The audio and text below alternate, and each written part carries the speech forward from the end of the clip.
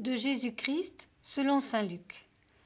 Jean-Baptiste appela 2 de ses disciples et les envoya demander au Seigneur : « Es-tu celui qui doit venir, ou devons-nous en attendre un autre ?»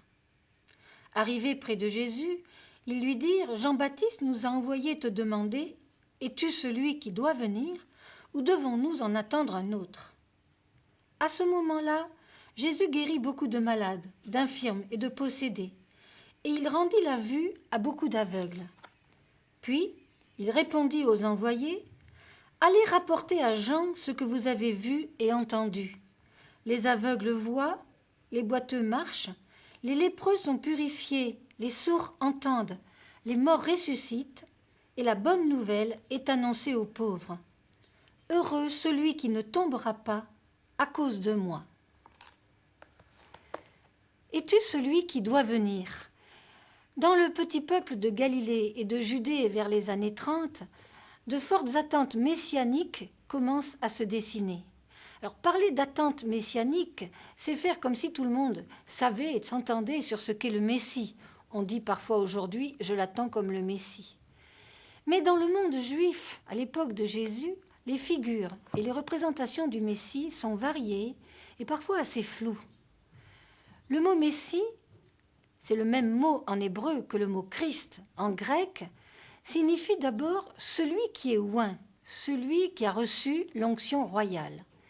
Et dans l'Ancien Testament, les Messies dont on parle le plus sont les premiers rois oints par le prophète Samuel, Saül et David.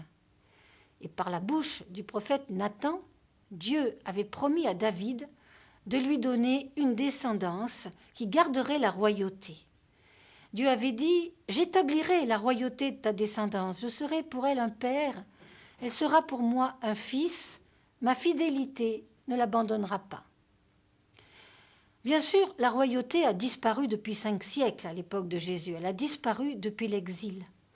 Mais le petit peuple, les pauvres d'Israël, attendent un roi qui se lèvera pour chasser l'occupant romain et lui donner la prospérité, le shalom. À plusieurs reprises, des exaltés ont fomenté des révoltes que les Romains d'ailleurs ont écrasées dans le sang. Ces mouvements s'amplifieront au cours du siècle. À l'époque de Jésus, ils sont encore rares. Et d'autres courants juifs, plus prudents, plus responsables ou plus craintifs, se méfient de la fièvre messianique. Les pharisiens n'en parlent guère, ou alors ils attendent un messie pacifique, un roi de la paix. Les chefs des prêtres ne veulent pas en entendre parler. À Qumran, on attend un messie prêtre qui purifiera le temple.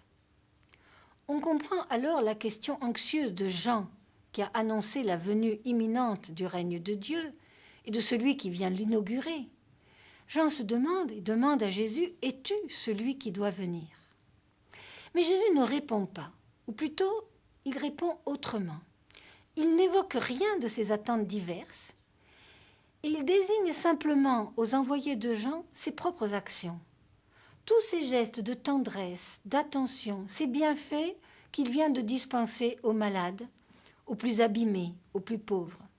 Les aveugles voient, les infirmes marchent, la bonne nouvelle est annoncée aux pauvres. Et ce faisant, il accomplit très exactement ce qu'annonçait le prophète Isaïe. Au chapitre 35, Isaïe annonçait « Voici votre Dieu, il vient lui-même vous sauver. Alors les yeux des aveugles verront, les oreilles des sourds s'ouvriront, le boiteux bondira comme un cerf.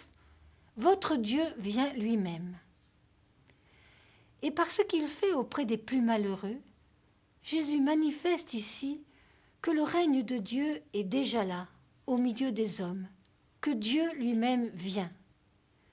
Encore faut-il savoir ouvrir les yeux et reconnaître son envoyé.